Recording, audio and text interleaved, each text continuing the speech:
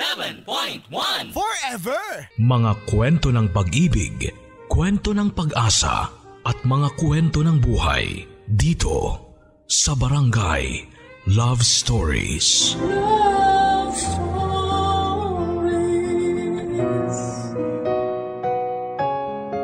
Hindi naman talaga kailangan na magsilang ng sanggol ang isang babae para matawag siya na isang ganap na ina. Sapat na ang tunay na pagmamahal at pag-aalaga na ginawa niya para kilalanin siya bilang isang mabuting magulang. Dear Papa Dudut, bago ang lahat ay gusto ko muna kayong batiin ng isang magandang araw. Pati na rin po ang ating mga kabarangay na nakikinig ngayon sa inyong programa. Nakaka-inspire naman kasi talaga halos ang lahat ng mga kwentong ini-ere po ninyo. Kaya naman pati tuloy ako ay napasulat para ibahagi ang kwento ng buhay ko. Na sana ay makapagbigay din ng inspirasyon at aral sa mga kabarangay natin na nakikinig ngayon. Sa totoo lang ay hindi ko naman alam kung paano ko sisimula ng kwento ko. Sa dami kasi ng mga nangyari sa buhay ko.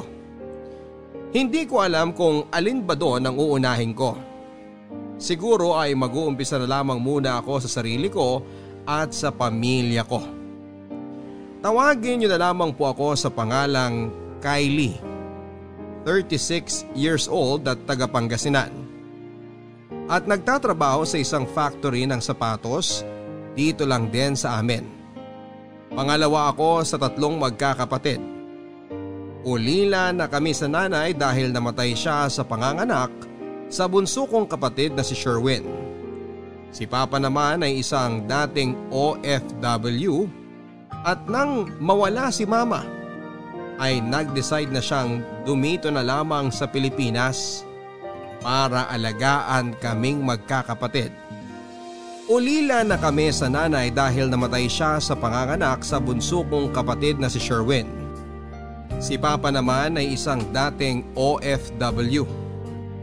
At nang mawala si Mama ay nagdesisyon na siyang dumito na lamang sa Pilipinas para alagaan kaming magkakapatid. Nakapagpundar na rin naman daw siya ng isang jeep na ginagamit niyang pangpasada. At isang luma pero medyo may kalakihang bahay na tinitirhan namin ngayon. Kaya kahit papaano ay may sari-sarili kaming kwarto. High school pa lamang ay nagwo-working student na ako sa isang fast food chain. Gusto ko kasing makatulong kay Papa. Dahil alam ko naman na hindi na rin kalakihan ang kinikita ng mga jeepney drivers sa ngayon. Papa Dudut, nasa second year college ako at grade 6 si Sherwin nang dalhin ni Kuya Brian sa bahay ang girlfriend niyang si Irene. Buntis na raw ito at magsasama na sila. May trabaho naman si Kuya noon sa construction, kaya hindi na rin tumutol si Papa. Kaya lang dahil siguro hindi pa sila handa sa buhay mag-asawa, ay madalas silang nag-aaway. Hindi naman kasi regular sa trabaho si Kuya Brian. At si Irene naman ay nag-aaral din noon sa college. At kinakailangang tumigil dahil sa pagbubuntis nito. Bukod pa doon ay madalas nilang pag-awayan ang tungkol sa bisyo ni Kuya Brian. Pambababae nito at pati na rin ang paggamit ng ipinagbabawal na gamot. Mas lalong lumala ang pag-aaway nila nang pinanganak ni Irene si Angel. Madalas nga kapag nagsisigawan sila at naaalimpungatan ng baby nila ay pareho nilang hindi ito pinapansin at patuloy lamang sa pag-aaway. Kaya naman kami na lamang ni Sherwin ang kumukuha sa baby para patahanin ito. At dahil madalas nga na mangyari ang ganong senaryo ay napalapit na sa amin si Baby Angel. Lalo na sa akin.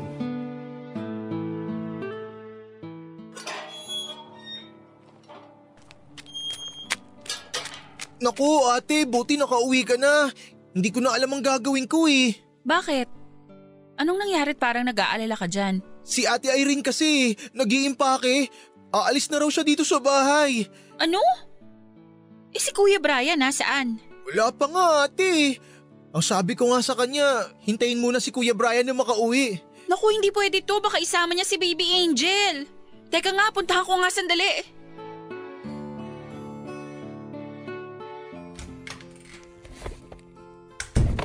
Irene, ano ba tong sinasabi ni Sherwin na aalis ka raw ng bahay? Bakit naka-impake itong mga gamit mo?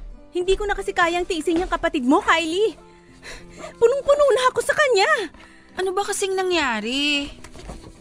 Binuksan ko lang naman ang Facebook niya at nakita ko ang palitan ng malalaswang litrato nila ng kabit niya. Ay, si Kuya talaga. Pero baka naman pwede niyo pang maayos to. Hindi na! Hindi na talaga, Kylie!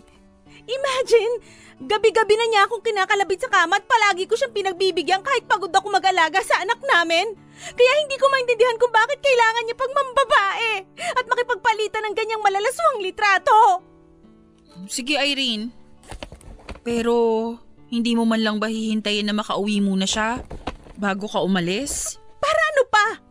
Para madana naman niya ako sa paluhod-luhod at paiyak-iyak with matching pagmamakaawa?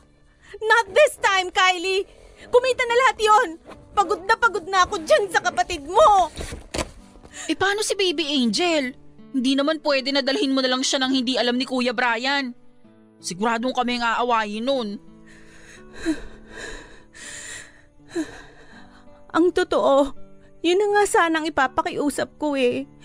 Na baka ikaw na muna ang bahalang mag-alaga sa anak ko. Ako? Ang ibig mong sabihin, iiwan mo dito sa bahay ang anak mo? Oo, kasi hindi naman ako uuwi sa bahay namin. Makikituloy muna ako sa isang kaibigan. At kapag sinama ko si Baby Angel, baka hindi ako tanggapin doon. Tsaka sa'yo ko sana gustong ihabilin ng anak ko dahil sigurado naman akong hindi siya maaalagaan ng kuya mo. Kailan ka babalik? Baka sa susunod na buwan. Basta Kylie, please. Ikaw muna ang bahala kay Baby Angel. Promise, babalikan ko rin kaagad yung anak ko. Hindi naman talaga ako mahilig makialam sa away nilang mag-asawa. Lalo na at malakas ang pakiramdam ko na maghihiwalay din silang dalawa. Ang concern ko lang talaga ng gabing yon ay baka isama niya paalis si Baby Angel na sobra naming ikakalungkot sa bahay. Kaya hindi ko alam kung matutuwa ba ako o mas mag-aalala sa ginawang pag-iwan ni Irene sa anak nila ni Kuya Brian sa bahay. At sa akin niya pa talaga inihabilin. Napatanong tuloy ako sa sarili ko. Kaya ko na ba na maging isang responsableng tita? Sa huli ay nangibabaw na rin kahit papaano ang tuwa. Ayoko rin kasi na mapalayo sa akin ang pamangkin ko dahil napamahal na siya sa akin. Si Kuya Brian naman ay galit na galit nang makauwi at hindi naabutan si Irene. Ang sabi niya ay sigurado siya na sa bagong boyfriend makikituloy si Irene. Mula nga ng gabi na yon ay mas lalong nalulong sa bisyo ang kuya ko. Hanggang sa nagulat na labang kami na nasa presinto na siya papadudot at nakulong dahil sa paggamit at pagbebenta ng ipinagbabawal na gamot. Kami na nga ni Papa at ni Sherwin ang naging responsable sa pag-aalaga kay Baby Angel. 3 buwan na kasi ang lumipas at hindi pa rin bumabalik si Irene. Hindi rin namin makontak alinman sa mga cellphone number niya. Mabuti na lamang kahit papaano ay kumikita na ako ng pera na pandagdag gasto sa bahay dahil sa part-time job ko sa isang restaurant. Dahil hindi rin naman gaanong kalaki ang kinikita ni Papa sa pagtatrabaho bilang isang jeepney driver. Pero sa totoo lang, kahit na anong pag-aalaga ang gawin naming 3 kay Baby Angel, iba pa rin ang kalinga ng isang tunay na ina. Lalo na kapag nagkakasakit at nauospital si Baby. Kaya ginagawa ko ang lahat para maiparamdam sa kanya na kahit wala ang mami niya ay nandito naman ang mama ninang niya. Ate Kylie magkape ka na muna. Salamat. Ate, ayaw mo bang magpahinga muna kahit sandali? Dito ka na kasi sa ospital dumiretso pagka-out mo galing sa part-time job mo eh. Ayos lang ako. Wala naman akong pasok bukas eh. Kaya ako na lang magbabantay kay Baby Angel ngayong gabi. Ay, alam mo ate, mabuti na lang hindi masyadong seryoso yung naging rashes niya. Nagpanik lang talaga kami ni Papa kanina kasi biglang namula yung buong katawan niya eh. Tapos ang init pa niya. Ako nga rin eh. Sobra akong nag-alala nung tumawag ka kanina para sabihin na nandito kayo ngayon sa ospital. Si Ate Irene ba? Hindi pa rin sumagot sa message mo sa kanya sa Facebook? Sigurado akong mag-aalala rin yun kapag nalaman niyang nandito sa ospital yung anak niya. Di pa siya nagre-reply sa akin. Nihintay ko nga na sumagot eh. Wala na talaga akong makontak sa mga cellphone number niya. Lahat cannot be reached. Akala ko nga ate pwede pa nilang maayos ni Kuya Brian yung relasyon nila eh. Mukhang malabo na talaga. Lalo na't nakakulong ngayon si Kuya. Kawawa din si Kuya no? Pinanagutan naman niya yung nangyari kay Ate Irene pero wala rin. Iniiwan din siya. Kasalanan din naman niya. Kasi sinira niya ang buhay nilang mag-asawa. Hindi naman sa kinakampihan ko si Irene. Pero siguro bilang isang babae, naiintindihan ko ang naging sitwasyon niya. Pero alam mo kung sinong mas kawawa sa nangyayari ngayon? Ayan, si Baby Angel. Imagine may sakit siya, pero hindi niya kasama nanay niya kahit na tatay niya. Pero nandito naman tayo para sa kanya. Kita mo nga ate, galing ka pa ng school tapos pumasok ka sa trabaho. Wala ka pang pahinga pero nandito ka para kay Baby Angel. Kaya maswerte siya na may tita Kylie siya na nagbabantay sa kanya ngayon. Alam mo, Sherwin, kapag hindi pa rin bumalik si Irene, kakariring ko na talagang pagiging mama ninang ko sa batang yan. At kahit hindi man akong nagluwal sa kanya, gagawin ko ang lahat para maramdaman niya ang pagmamahal ng isang tunay na ina. Hindi na nga muli pang bumalik sa bahay si Irene. May isang beses lang na nag-text siya at sinabi na kami na muna ang bahala kay Baby Angel. Babalik din daw siya kapag mas maayos na ang buhay niya para kunin ang anak niya. At babawi na lang siya sa pag-aalaga namin sa bata. Pagkatapos noon ay hindi na siya muli pang tumawag o nag-text. Pero hindi rin naman mahirap alagaan si Baby Angel. Kahit nga papaano ay nawawala ang pagod ko sa trabaho at pag-aaral kapag umuwi ako sa bahay at nabubuhat ko na siya. Lalo na kapag nakikita ko ang mga ngiti niya at naririnig ang mga tawa niya. Sobrang nakakagaan ng pakiramdam. Nakakawala ng stress at pagod. Sa totoo lang, Papa Dudut, ay narealize ko na tama ang sinasabi ng marami na mahirap at masarap na maging isang nanay. Hindi man sarili kong sinapupunan ng galing si Baby Angel, ay ginawa ko ang lahat para maiparamdam sa kanya ang pagmamahal ng isang tunay na ina. Nang makatapos ako ng college at magkaroon ng full-time job, hinati ko na ang pera at oras ko sa gastusin sa bahay at pagpapalaki kay Angel. Bumili ako ng books at inaral ko mabuti ang mga bagay-bagay tungkol sa pagpapalaki ng isang bata. At nang magsimulang mag-aral si Angel ay kinuha ko na rin siya ng educational plan. Kumuha din ako, Papa Dudut, ng private tutor para mas matutukan ang pag-aaral niya. Ako na rin ang uma-attend sa mga parents meeting nila sa eskwelahan at kakilala ko na nga halos lahat ng mga magulang ng mga kaklase niya. At dahil hindi na rin nakalabas ng kulungan ang kuya ko, ay si Angel na ang solong gumagamit ng kwarto nito na sinadya ko talagang ipaayos at papinturahan para magmukhang isang kwarto na pambabae. Lumaki na mabait at malambing na bata ang pamangking ko. Nag-aral siya ng mabuti at sinusunod ang bili namin sa kanya pagdating sa school at sa bahay. Paminsan-minsan ay nagtatanong siya kung nasaan ba ang mami at daddy niya. Ang palagi ko lang sinasabi ay nagtatrabaho sila sa malayo na para din sa kanya. Kaya ako na muna ang tumatayong magulang niya sa ngayon.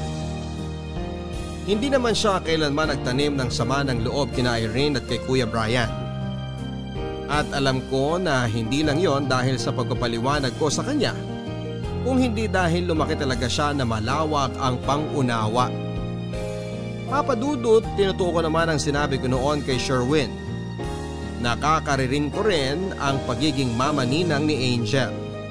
Dahil halos paikutin ko na sa pamangkin ko, ay tinuring ko na rin sariling anak ang buong buhay ko.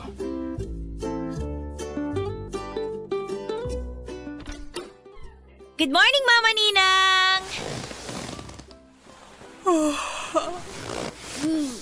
Good morning! Ang aga mo naman yatang nagising. Saka bakit nakabihis ka? May lakad ka ba ngayong Sabado? Opo, may practice po kasi kami ng volleyball ngayon sa school. Malapit na po kasi yung intrams namin eh. Ganun ba? May allowance ka na ba? Opo, binigyan na po ako ni Tito Sherwin kanina bago po siya pumasok sa trabaho. Palis na rin po pala ako kasi nag-text na po yung mga classmate ko, nandun na daw po sila, tita. Ay, sige, mag-iingat ka ha. Huwag masyadong magpapagabi. Opo, kiss na po, tita.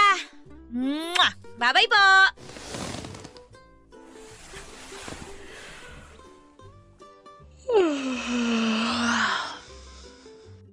Papa? Sherwin? Ako lang palang tao dito ngayon sa bahay? Baka pag-almusal na nga. Si Irene tong nag-a-add sa akin sa Facebook ah. I-accept ko na ba? Huwag muna. Ay, i-accept ko na nga.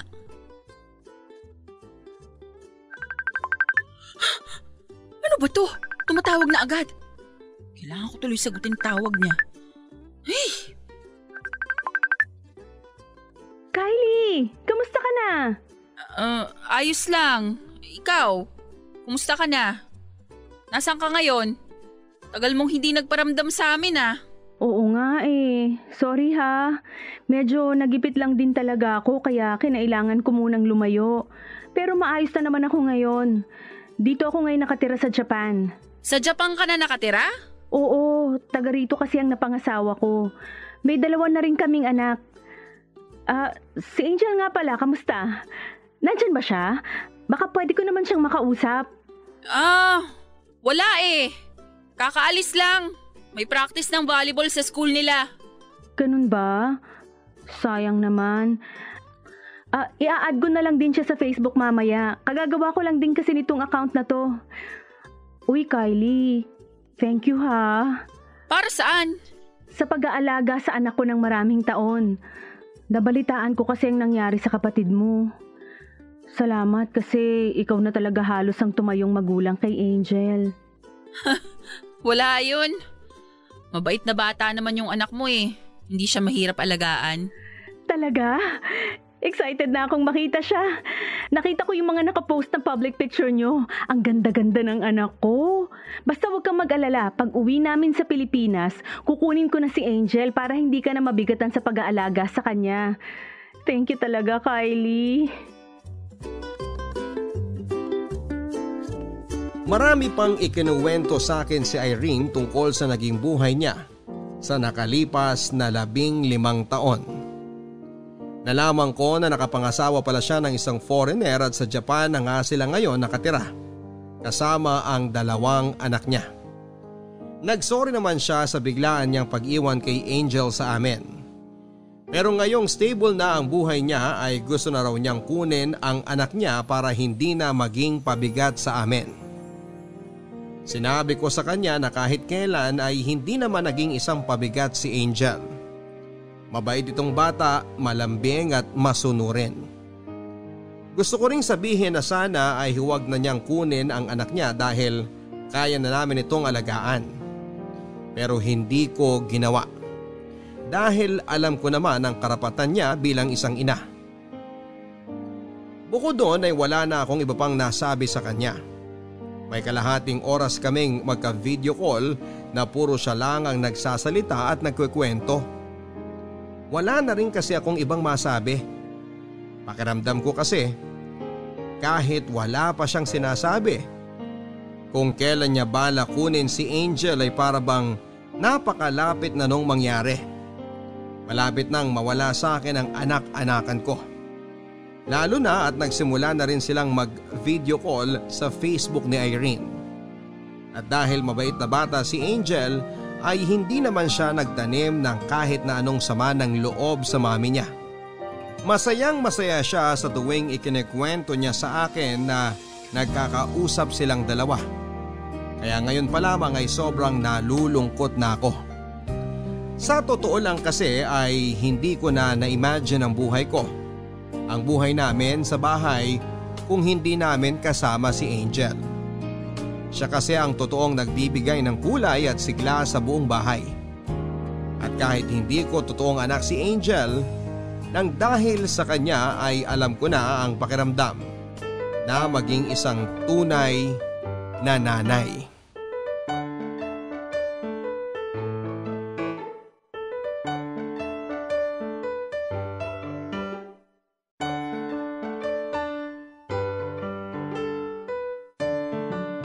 Ang taas naman ng grades ng pamangkin ko. Siyempre, mana po yata ako sa inyo, Mama Ninang, no? Ay, sana po matuwa rin si Mami kapag pinakita ko sa kanya to sa video call namin mamaya, no? Madalas ba kayong nagkakausap ng mami mo? Medyo po. Mga 3 o 4 na beses po sa isang linggo. Eh, ano naman ang pinagkukwentuhan ninyo? Ano po, tungkol lang po sa mga kapatid ko na excited na rin daw po sila na makita ako tsaka makilala. Tsaka yung promise po niya na kapag umuwi po siya dito sa Pilipinas. Anong promise? Na ano po, isasama raw po nila ako pabalik ng Japan para magbakasyon. Excited na nga po ako, tita eh. Kasi makakita na po ako ng snow. Oo nga. At baka makita mo pa doon ang paborito mong artista na pinapanood mo dyan sa laptop mo. Isa rin po yan sa nagpapa-excite sa akin, tita. Ay, naku, 6 o'clock na po pala. Sabi ni Mami, tatawagan daw po niya ako ngayon eh. Punta na po muna ako sa kwarto, tita. Bye, tita. Sige lang. Magluluto na rin ako mamaya ng dinner natin.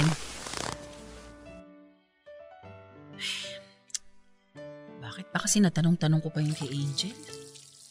Ay... Oh ate, ang lalim ng buntong hininga natin ah. May problema ba? Wala naman. Nakwento lang ni Angel na madalas na pala silang nagkakausap ni Irene. Ang saya-saya ng pamangkin natin. Di okay yun kung masaya siya. Di ba? Pero alam mo, sa totoo lang ate, mabait na bata kasi talaga si Angel eh. Kaya siguro mabilis niyang napatawad ang mami niya sa pag-iwan sa kanya dito sa bahay. Pero ate, hindi pa naman tayo sigurado kung kukunin na talaga siya ni Ate Irene, di ba? Gusto ko nang isipin na hindi talaga siya seryoso sa pagkuha sa anak niya. Pero naramdaman ko kasi sa tono ng pagsasalita niya na parang desidido na siya. Eh kung wag na lang kaya natin ibigay sa kanya si Angel? Di naman pwede yun, Sherwin. Kasi ayoko maranasan ni Angel na buong buhay niya. May mga magulang nga siya. Pero tayo lang ang kasama niya. Pero paano naman ang karapatan mo, ate? Karapatan bilang ano? Bilang mama ninang niya. Karapatan ng isang mama ninang na nagpakananay at tatay sa kanya ng maraming taon. Ewan ko. Di ko na alam. Sana kasi pwedeng ako na lang talaga ang totoong nanay niya. Kaya nga palagi kong pinapaalala sa sarili ko na darating ang araw na kukunin din ni Irene sa akin yung anak niya. Para ako rin mismo, hindi masyadong mahirapan sa huli.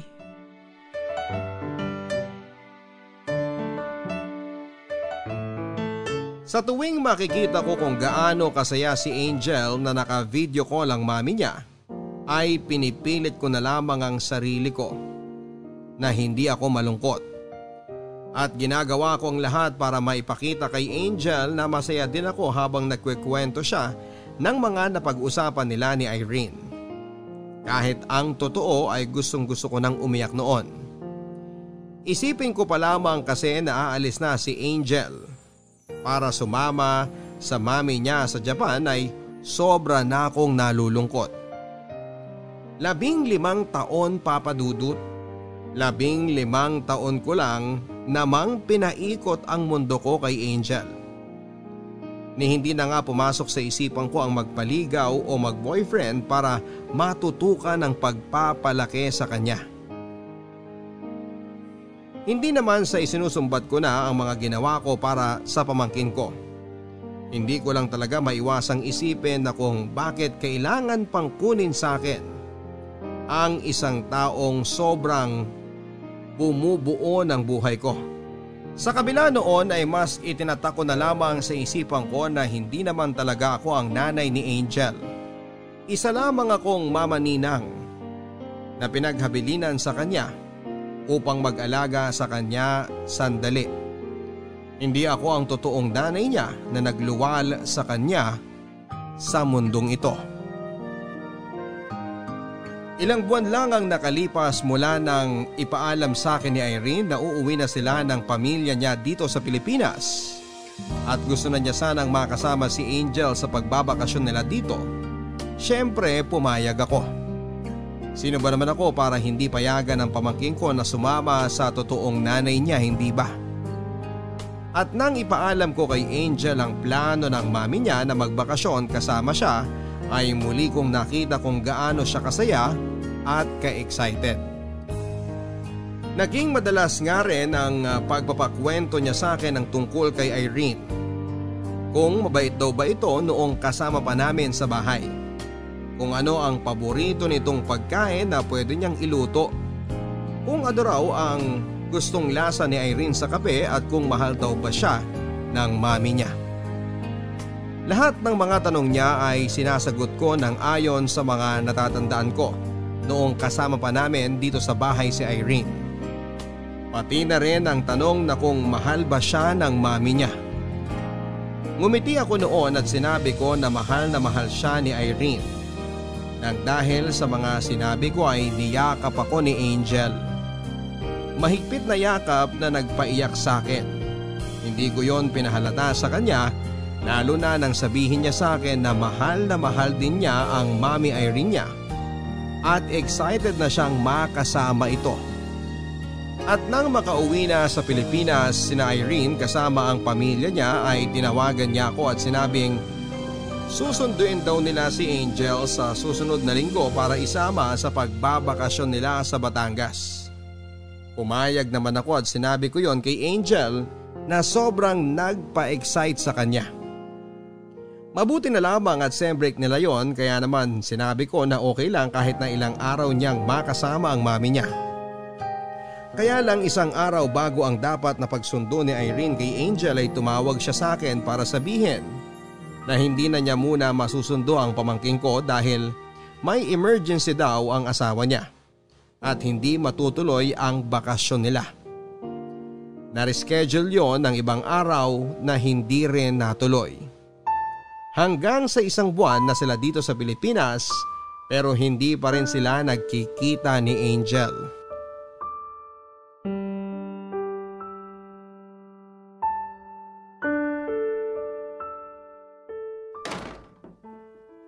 Ang aga namang magdabog nitong si Angel. Mukhang hindi na naman siya sisiputin ni Irene sa dapat na lakad nila ngayong umaga. Kausapin ko na nga.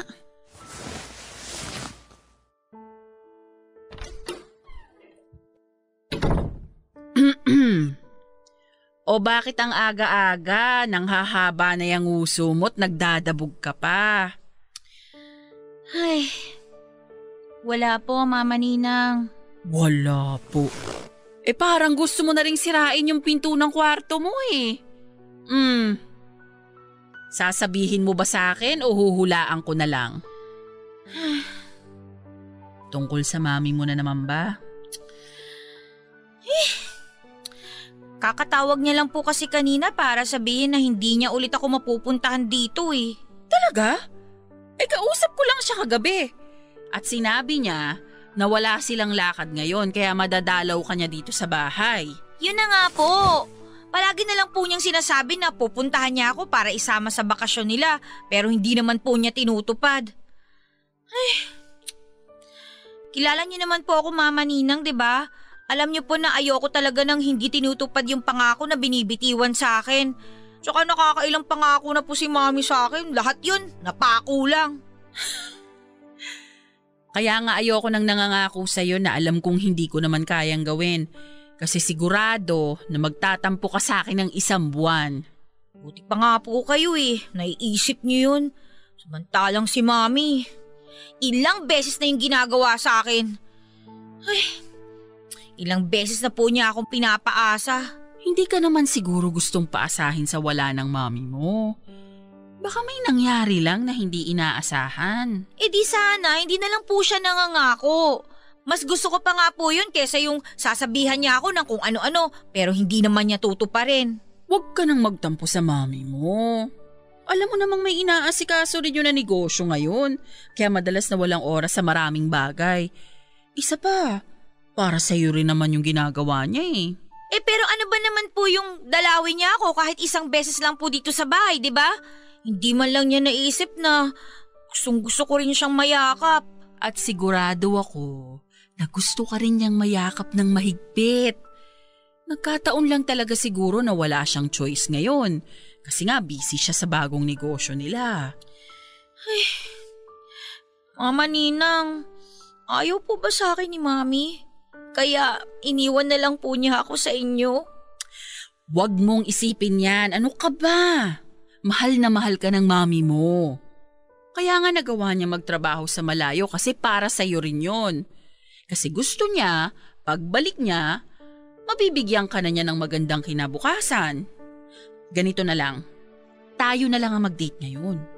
Isipin mo na lang na ako ang mami mo ngayon at i-enjoy natin ang araw na to. Bakit kasi hindi na lang po kayong naging totoong nanay ko eh? Ayoko na po sa kanya. Pwede po ba na kapag kinuha nila ako, huwag niyo na lang po ako ibigay? Kasi kayo naman po yung palagi nandyan eh. Kayo po yung palagi nagpaparamdam ng pagmamahal sa akin. Tsaka kahit kailan hindi niyo po ako pinaasa tsaka sinaktan. Hindi kagaya nung ginagawa niya sa akin.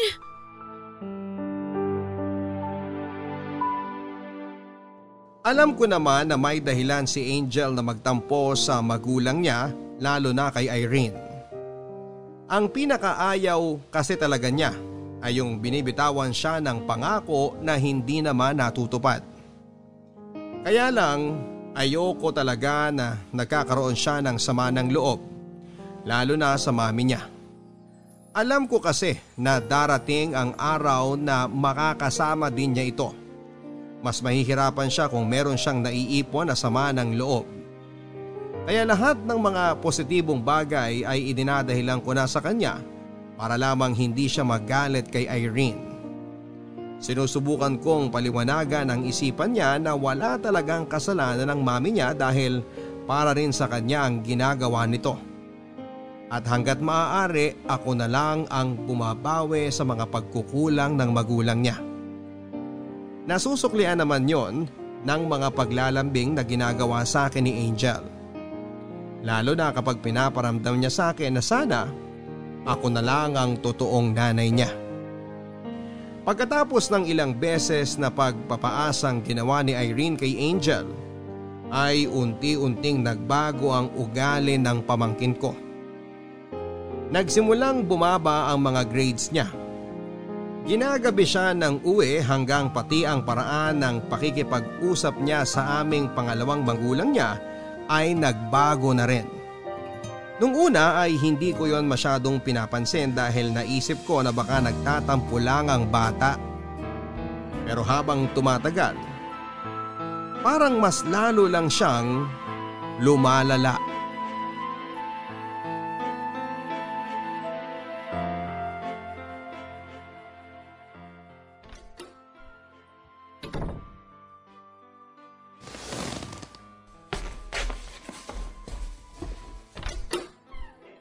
O Angel, mabuti naman at naisip mo pang umuwi dito sa bahay. Talagang nagmadali kang dumiretso dito sa kwarto, ha? Mama Ninang! Bakit parang ang aga niyo pong nakauwi ngayon? At ikaw, bakit parang sobrang late mo naman yatang nakauwi? Ay, sorry po. Birthday po kasi ng kasama ko eh. Medyo napasarap lang po yung kwentuhan kaya ginabi po kami. Ginabi sa kwentuhan o inuman? Sino yung mga kasama mo sa kotse na naghatid sa'yo dito? At bakit hindi sila mga naka-uniform? Mga kaklase ko rin po yun. Hindi po kasi sila pumasok sa klase kaya hindi po sila naka-uniform. At kaya ba kayo magkakasama kasi hindi ka rin pumasok sa klase mo? Pumasok po ako. Kaya lang intrams kasi namin ngayon. Kaya nag-half day na lang po ako at sumama po sa kanila. At kailan ka pa natutong magbulakbol? Hindi po ako nagbubulakbol. Hindi nagbubulakbol, pero nag-half day ka sa klase nyo at hindi ka dumiretso dito sa bahay.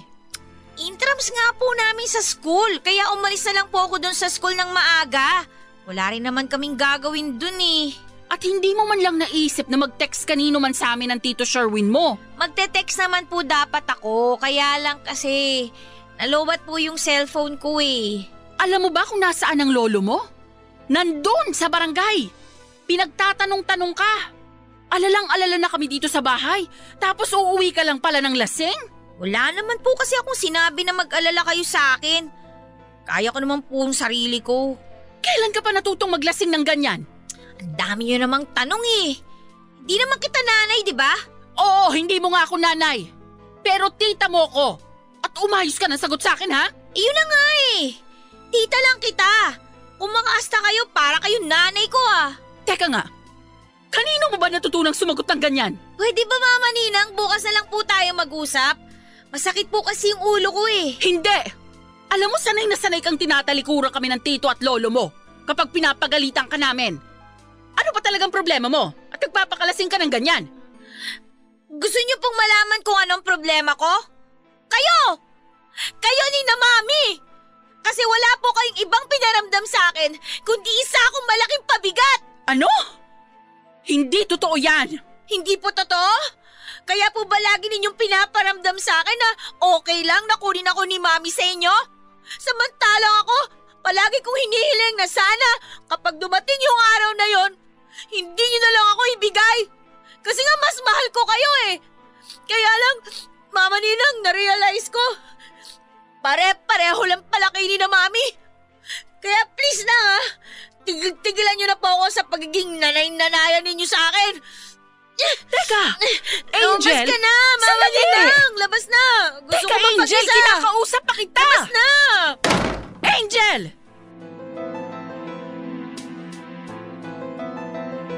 Medyo nagulat ako sa mga naging sagutan naming dalawa ni Angel ng gabing yon.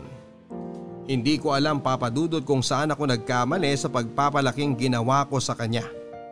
Palagi kong pinapaalala sa kanya na may mga magulang pa rin siyang sumusuporta at nagmamahal sa kanya.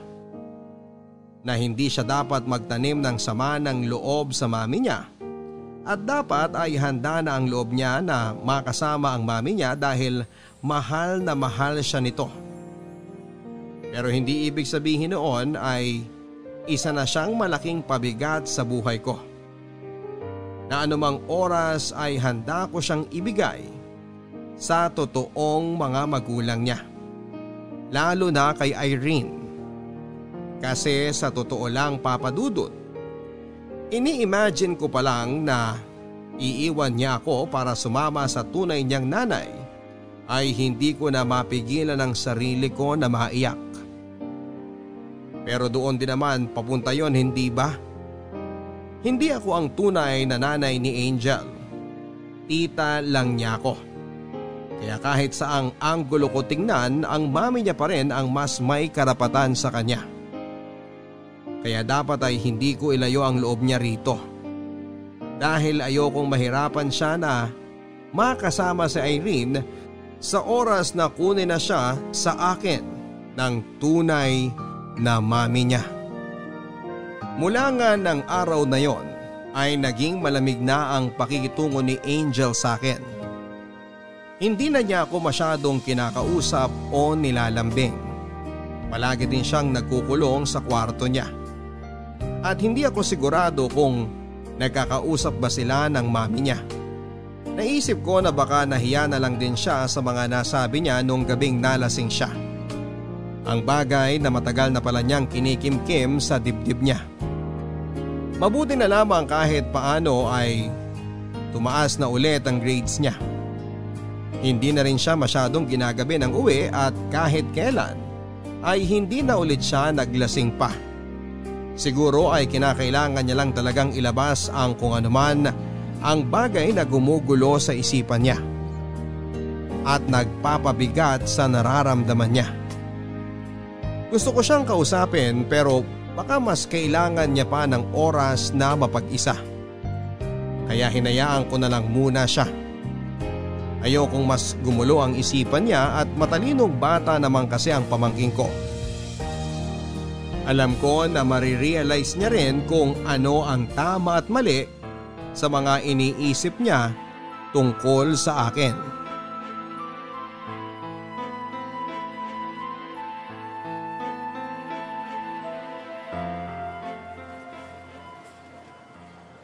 Mabuti na lang wala masyadong tao dito sa grocery. Makakapamili ako agad at makakauwi ng maaga.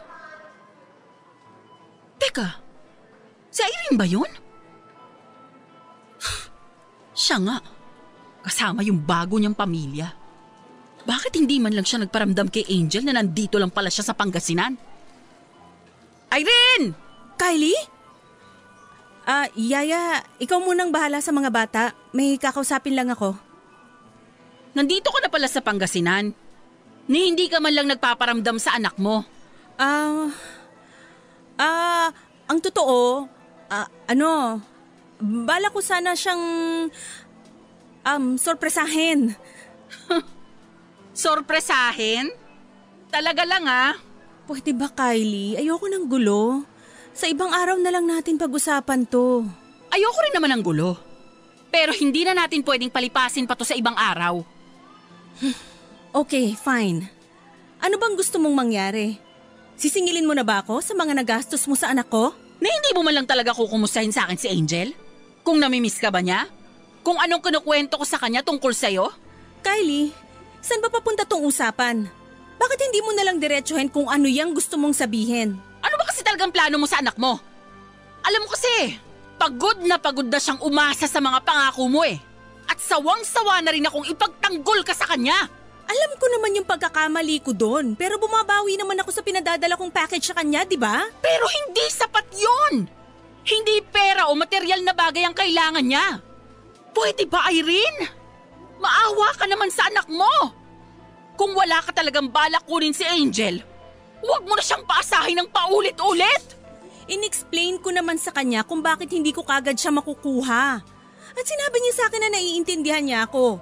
Kaya wag mo na nga akong sumbatan dahil in-explain ko naman sa kanya lahat ng mga plano ko. Nasa kanya na yon kung maiintindihan niya ako o hindi. Wala kang idea kung gaano ka kaswerte sa anak mo. Kahit hindi niya naranasang makasama ang tunay na nanay niya. Ni minsan, hindi na walang pagmamahal niya para sa'yo. Hindi naman siya paulit-ulit naaasa na tuparin mo yung pangako mo na ilang beses lang napako kung hindi ka niya gustong makasama, di ba? Kung hindi ka niya mahal? Kaya sana naman, huwag mong sayangin yung oras at pagmamahal ng anak mo para sa'yo. Kasi sa totoo lang, willing naman akong saluhin lahat yon. Kung willing ka rin lang ibigay siya sa akin ng buo. Kahit paano ay nabawasan ang bigat na nararamdaman at dinadala ko nang magkaharap kami ni Irene. Nasabi ko na sa kanya ang mga bagay na matagal ko nang gustong sabihin tungkol sa anak niya. Ang lahat ng hinanakit ko dahil sa paulit-ulit niyang pagpapaasa kay Angel. Pati na rin ang nararamdaman ng anak niya nang dahil sa ginagawa niya. Masyado na kasi siyang makasarili at masyado nang nasasaktan ang pamangkin ko. At siguro nga dahil sa mga sinabi ko ay sobra siyang na-guilty sa mga naging pagkukulang niya bilang isang nanay. Dahil kinabukasan ay tinawagan niya ako, hindi lang para kumustahin or kitain si Angel, kundi para tulungan siya na ayusin ang mga papeles ng anak niya at maisama na niya pabalik ng Japan. At dahil wala rin namang pagtutol na ginawa si Kuya Brian na nasa kulungan pa rin nang sabihin sa kanya ang plano ni Irene, sinimulan ko na ring ayusin ang mga papeles ni Angel. Nagkita na rin sina Angel at Irene, kagaya ng inaasahan ko ay naiyak sa tuwa ang pamangking ko nang yakapin niya ang mami niya. Sa totoo lang, Papa Dudut, ay parang gusto kong magsisi sa mga sinabi ko kay Irene. Pakiramdam ko kasi ay ako pa yung gumawa ng paraan para tuluyang mawala sa akin ang pamangkin ko na itinuring ko ng anak-anakan. Pero eto naman talaga ang dapat mangyari. Ang makasama ni Angel ang tunay niyang nanay. Naging mabilis din ang proseso ng lahat. Hanggang dumating ang araw na kailangan nang mag-impake ni Angel para tuluyan ng umalis kasama ang mami niya.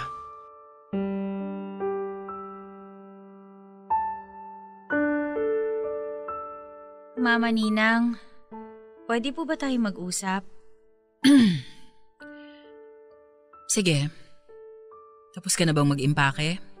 Opo, tapos na po. Buti naman. Ano ba yung sasabihin mo? Medyo abala kasi ako dito sa ginagawa ko. Gusto niyo po ba talaga akong umalis? Napag-usapan na natin to, di ba? Aalis ka dahil kailangan mong sumama sa mami mo. Pero gusto niyo po ba talaga akong sumama sa kanya? Hindi naman na importante kung gusto ko o ayaw ko na umalis ka. Mas importante, ang magandang kinabukasan mo sa Japan. Ito naman ang matagal mo na rin gustong mangyari, di ba? Makasama yung totoong mami mo. Sa tingin niyo po ba, ito talaga yung gusto ko? Hindi niyo po ba talaga ako tatanungin kung ano yung gusto kong gawin sa buhay ko? Kung ano yung nararamdaman ko ngayon? Kasi pinamimigay ako ng taong buong buhay ko. Kinilala ko ng nanay ko. Bakit, Angel? May magbabago pa ba? Kapag nalaman ko kung anong gusto mong mangyari? Wala na. Dahil kukunin ka rin ng mami mo sa akin. O sige, gusto mong marinig kung ano ang gusto ko talagang mangyari? Simula nang mayakap kita. Mula nang matuto kang magsalita. At mula sa unang beses na narinig ko sa iyo ang salitang, "Mahal kita, Mama Ninang." Araw-araw kong pinagdarasal noon na sana hindi ka nabalikan ng mami mo. Pwede niyo naman po akong hindi ibigay sa kanya eh. Kasi Mama Ninang, ayoko pong sumama. Ayoko pong umalis dito. Pero hindi nga pwede. Dahil kahit gaano ko kagusto na sa akin ka na lang, na dito ka na lang sa bahay, hindi pwede. Kasi hindi naman ako ang totoong nanay mo. Angel, makinig ka. Kailangan mong sumama sa kanya. Dahil mas maganda yung magiging buhay mo doon.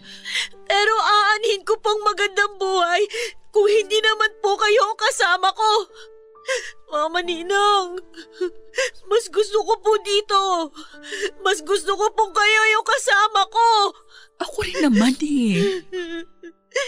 Alam mo naman kung gaano kita kamahal, kaya kung pwede lang na hindi na kita ibigay sa mami mo, pero ayokong mas lalong magulo yung buhay mo. Ninang. Kaya Angel, anak, hindi ibig sabihin na ibibigay kita sa mami mo.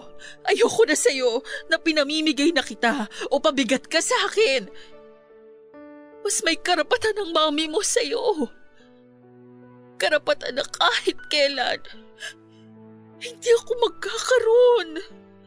Kasi hindi naman akong nagsilang sa'yo. Pero kayo po yung nag-alaga sa akin eh.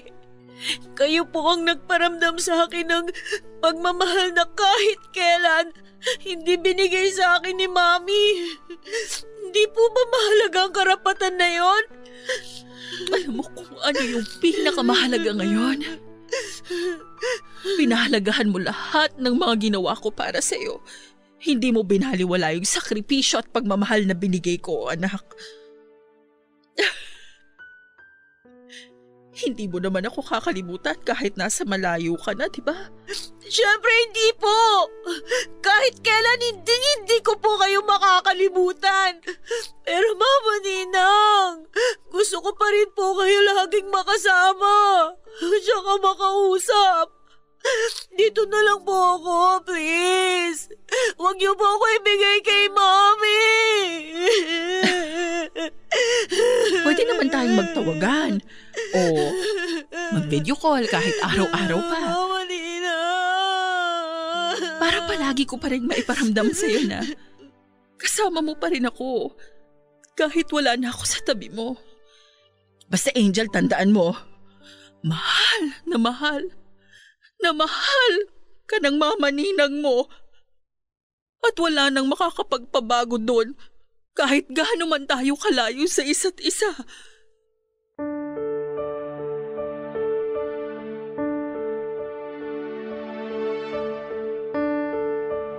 Papa Dudut, hindi ko na nga pinigilan pa si Irene na makuha si Angel mula sa pangangalaga ko. Kahit gaano ko kagusto na ako na lang ang tumayong ina sa pamangking ko, alam kong hindi rin naman po pwede. Isa pa ay mas maganda ang buhay na maibibigay sa kanya ng mami niya sa Japan. At kahit kitang-kita ko na sobrang labag sa kalooban ni Angel ang sumama sa mami niya, kinumbinsi ko pa rin siya. Ayoko kasing maging hadlang sa magandang future niya. Pinaliwanagan ko siya na kahit magkalayo kami ay hindi ako titigil sa pagiging mami ninang niya. At mahal siya ng mami niya. Mahal na mahal siya nito at matagal na rin siyang gustong makasama. Kaya sa huli ay buo na rin ang loob niya na umalis at sumama kay Irene sa Japan. Ngayon ay magtatatlong taon na buhat nang umalis si Angel sa bahay. Paminsan-minsan ay umiiyak pa rin ako, lalo na kapag nami-miss ko siya. Madalas pa rin naman kaming nagkakausap o nagvi-video call. Lagi niya akong kinekwentuhan ng mga nangyayari sa kanya sa Japan. Pati na yung pagse-celebrate niya ng kanyang 18th birthday noon. Pinadalhan niya ako ng mga larawan at mabuti na lamang at wala pang COVID virus ng panahon na nagparty sa Irene para sa birthday ni Angel. Nakita ko kung gaano siya kasaya sa dami ng mga bisita at regalo na natanggap niya. Bagay na hindi ko maibibigay kung ako ang kasama niyang mag-celebrate. Pero kahit papaano ay nagkaroon pa rin kami ng kaunting salo-salo sa bahay kasama sina Sherwin at Papa. Habang nag-video call si Angel, gusto ko kasing iparamdam sa kanya na parte pa rin siya ng pamilya. Palagi ko ring pinaparamdam na pwede niya pa rin akong kwentuhan kagaya ng dati. Naging magkalayo man kami ay hindi ako mawawala bilang mama ninang niya. Nangako naman si Angel na ako ang kauna-unahan niyang dadalawin at yayakapin sa pag-uwi nila dito sa Pilipinas. Hindi ko sigurado kung lahat ng iyong mga listener ay naiintindihan ang ginawa kong desisyon para sa pamangking ko. Siguro ang iba sa kanila ay maiinis dahil parang kuting lang siya na ibinalik ko sa mami niya. Kahit pwede ko naman talaga siyang ipaglaban. Pero Papa Dudut, ayoko kasing maging makasarili at ipagdamot. Hindi lang ang magandang buhay na pwede niyang makuha kung hindi ang karapatan ng totoong mami niya. Hindi pa man ako isang tunay na nanay ay alam ko na rin halos ang pakiramdam kung paano magkaroon ng isang anak. At naniniwala ako na sapat na yung maiparamdam kong pagmamahal kay Angel para maramdaman niya ang pagmamahal ng isang tunay na nanay. Kahit na hindi ako ang nagsilang sa kanya. Dito ko na po tinatapos ang sulat ko.